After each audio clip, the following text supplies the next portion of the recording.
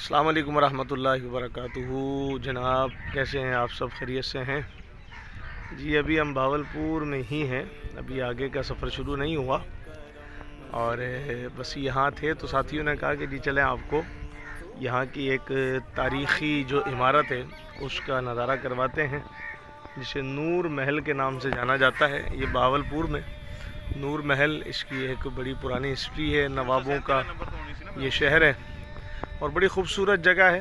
मैं यहाँ आया तो मुझे बहुत पसंद आया, बड़ी खूबसूरत जगह और ये चारों तरफ पार्क बेहतरीन करके बने हुए हैं माशाल्लाह, और ज़बरदस्त एक माहौल है, पुरसुकून माहौल है। मौसम भी बड़ा कुशादा है, आप देख सकते हैं। इस वक्त साथी हमारे साथ मौजूद हैं, हमारे वसीम भाई हैं और हमारे राशिद भाई हैं माशाल्लाह।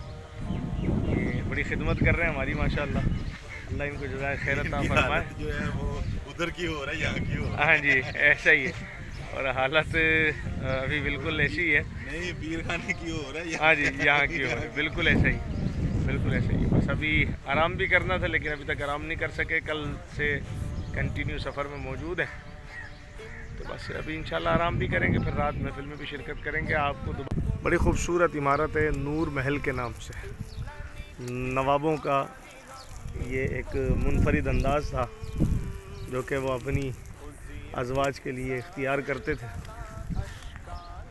हमें भी करना चाहिए, अल्लाह ने अगर दिया है जिनको, उनको चाहिए कि वो भी अपनी ज़ोजा के लिए, अल्लाह ने जिनको दिया है वो भी अपनी ज़ोजा के लिए इस तरह के अहतमामात किया करें, उनको अच्छी से अच्छी चीज़ें प्रोवाइड किया करें। ये देखें जी, ये हेल्थ केयर जो कि नवाबों ने बनाया हुआ था यहाँ भावलपुर के अंदर, और मैंने भी अभी बाहर देखा रोड पर 1906 में इसको तामीर किया गया था, आगाज़ हुआ था इसका। अभी मैंने बाहर इसको देखा बराह रास्त, वैसे भी रोड पर, तो अभी भी यहाँ से लोग इफ़ादा हासिल करते हैं। ये देखें, ये जो जो चीज़ें नवाबों ने बनाई थी वो सारी तस्वीर इन्होंने यहाँ पर कैद कर रखी हैं। तो मैंने सोचा चलें जी, यहाँ आए हैं तो आपको भी ज़रा दिखाते चलें, तो आप भी ज़रा मुलाहिज़ा फरमाइए, देखिए ज़रा इसको। और ये करेंसी भी जो है यहाँ पर दिखाई जा रही है,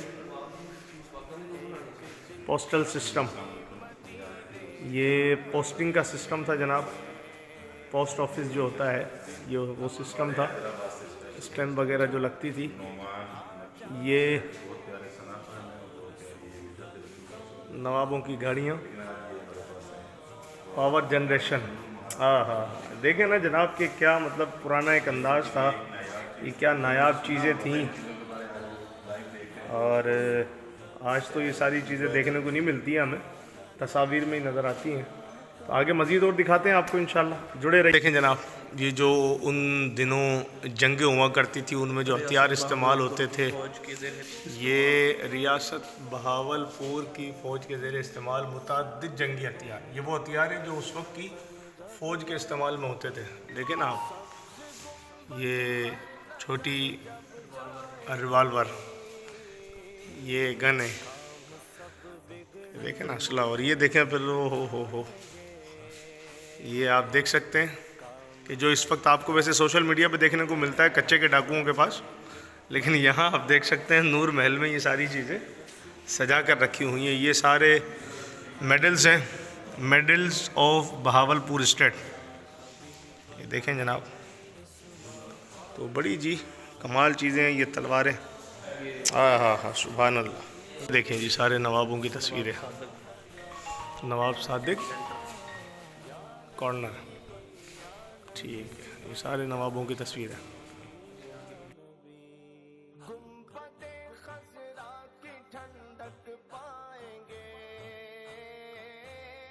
माशाल्लाह यार, कितना ज़बरदस्त काम हुआ हुआ है ना, ये टाइल्स वगैरह, अब तो बड़ा नायाब हो गया ये काम, ये बड़ा नायाब हो गया। ये क्या चीज़ है वसीम भाई? हाँ, ये जिसको हम अपनी ज़बान में कहते हैं डक, डक जिसे कहा जाता है, ये वो बना हुआ है, क्या शानदार काम हुआ हुआ है। ये देखें जनाब, ये दरबारी ड्रेस, आप आगे देख सकते हैं, आगे देखें ये जो रिवायती अंदाज नवाबों का,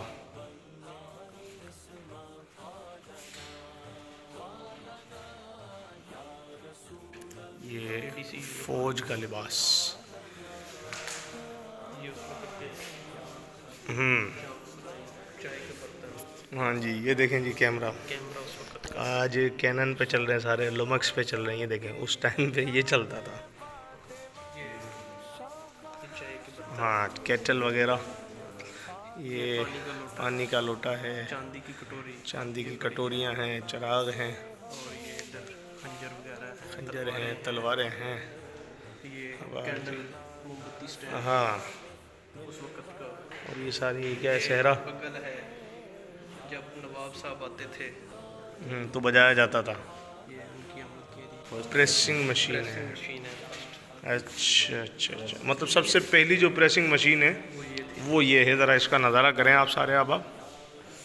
और ये इधर देखें, ये देखिए रियासत भावलपुर का झंडा भी देख लें, जो कि फ़लस्तीन से मिलता जुलता है। जी, और ये सिक्के हैं उस वक्त ये भावलपुर की रियासत के सिक्के उस वक्त के, के, ये वाले। जब पाकिस्तान आज़ाद नहीं हुआ था, ये उस वक्त के हैं। ये उस वक्त की करेंसी है। ये सारे टोकन वोकन हैं। जो डॉ- ये गिलाफ काबा, वाह, जिसे पैक किया हुआ है किसी मज़ीद कपड़े के अंदर। ये देखें जनाब, ये देखें, यहाँ पर बैठना मना है। ये तो फिर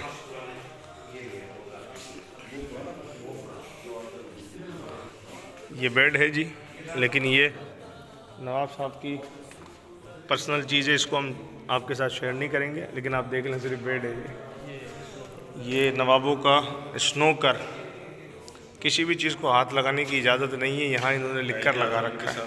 देखें जनाब, ये वो है स्नोकर टेबल के जिस पर कायदे आज़म मोहम्मद अली जिन्ना बानी पाकिस्तान और नवाब भावलपुर, वो दोनों इस टेबल पर स्नोकर खेलते रहे। अभी ये सिर्फ बता रहे हैं कि कपड़ा चेंज हुआ है, बाकी टेबल ये वही है। ये देखें, इसकी स्टिक भी आज तक यहाँ मौजूद है। और ये देखें कायदे आज़म मोहम्मद अली जिन्ना की तस्वीर भी स्नोकर खेलते हुए, डबल स्टिक के साथ। एक स्टिक कायदे आज़म ने अपने मुंह में ले रखी है और एक हाथ में। ये देखें जनाब, ये है नवाबों की ड्रेसिंग टेबल। और ये ड्रेसिंग टेबल अगर अभी हम बनवा लें तो हमारी जो बेगमात हैं वो तो इसके नीचे ख़त्म हो जाएंगी, शीशा तो उनसे ऊपर आएगा। ये इतनी ऊंची ऊंची। ये देखें जनाब, ये डिज़ाइन डिज़ाइनिंग उस वक्त की। आज की औरतें पहनना पसंद नहीं करती, लेकिन ये मलकाओं ने पहना है। ये देखो उधर से। ये है रिवायत। ये चरखा है जनाब, इस पर मुझे कुछ याद आया लेकिन मैं वो बोल नहीं सकता, लेकिन ये चरखा है। और ये देखें जनाब, ये एक अपना रिवायती अंदाज़ था और सकाफ़त थी, खूबसूरत अंदाज थे। ये पहनावा था, हाँ, ये देखें, ये जानवरों का सामान, साजो सामान। ऊँटों की। और देखें, अभी वैसे ही हमारे यहाँ दिन आना शुरू होने वाले हैं बकरीद की, और ये सारी तैयारियाँ होंगी। ये सारी चीज़ें, ये फसलें वगैरह, ये सब इनकी तस्वीरें। ये पहनावा, ये पगड़ी देखें, ये राजस्थानी अंदाज की पगड़ी। ये खुसे, ये चक्की। हाँ, ये चक्की है जनाब। ये वो चक्की है जिस पर औरतें आटा पीसती थी और पकाती थी। अब तो पका पकाए बाहर से अब तो इस चक्की पे सिर्फ शोर पीसा जाता है और कुछ भी नहीं होता।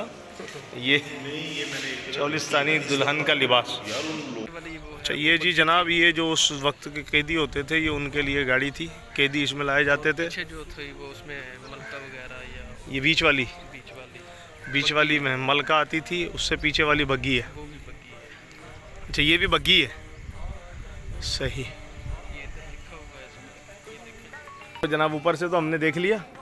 अब ये है मशरिकी तहखाना इधर। अब इसके अंदर हम जा रहे हैं, अल्लाह खैर फरमाए। दौर का आज से तकरीबन 100 साल पहले। ये स्ट्रक्चर भी वही है। अच्छा, वाह वाह वाह, 100 साल पुरानी तामीर। ज़रा देखें जनाब, ये मशरिकी तहखाना, आप इसको पढ़ लें, क्योंकि जब आपको मैं गिनवाना शुरू करूँगा तो फिर बहुत ज़्यादा वक्त दरकार होगा। ये देखें आप इसकी तस्वीर, और ये मिट्टी के बर्तन।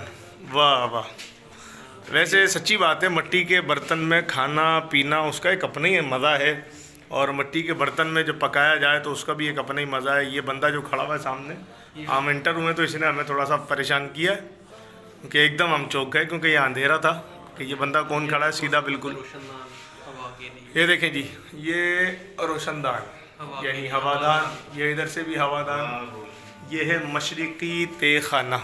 आगे चलते हैं, मज़ीद देखते हैं। ये उसके साथ ही ये जीना है और इस जीने के ज़रिए से ये ऊपर महल में वहाँ जो गैलरी थी, गैलरी पर खाना पहुँचाया जाता था, लेकिन अब इसको बंद कर दिया गया है। ऊपर देखें आप, जीना बंद कर दिया है। तो ये बड़ा कदीमी बना हुआ महल है, तकरीबन 100 साल पुराना, बल्कि इससे भी ज़्यादा हो सकता है, कम नहीं हो सकता। 100 साल से भी ज़्यादा पुराना है।